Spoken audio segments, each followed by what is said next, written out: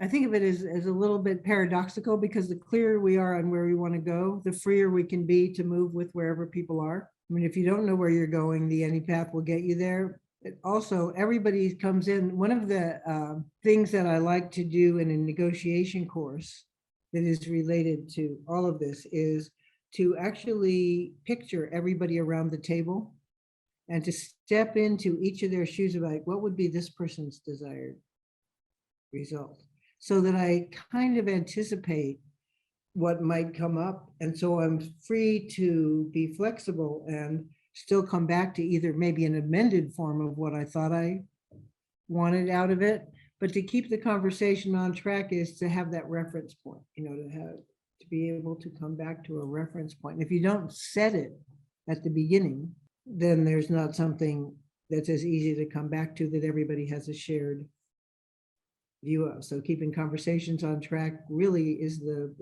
somewhat the prep, or at the moment you realize I need to get clear, is even stopping in the middle of something, say, let's get clear on, what our outcome is in having, because I mean, why are we spending time together if we're don't have something that we accomplish? Even if it's a learning goal, there are learning goals.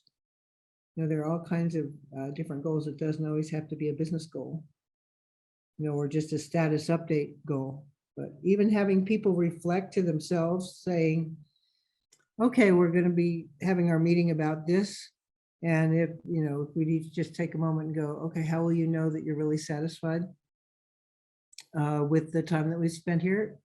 Then just check it in for yourself. You don't have to say anything right away, and just that little set that happens for people, because you do it for yourself, but also facilitating it in a very, conversational, everything gets done in an appropriately conversational manner. I would like to speak to one skill in particular that I would definitely add to the things I wish I knew earlier in my career, is that, you come through all this education and then you've even been through these courses and you think that your job is to know these things.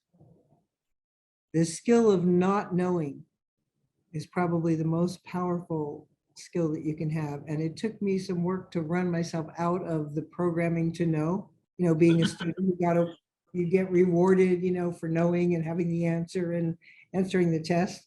Well, the skill of not knowing is priceless, because it leaves room. Like, okay, I'm wondering, how we're going to get to this important outcome that we have for today. And then pausing. I'm not clear on that right now. And then let people get creative.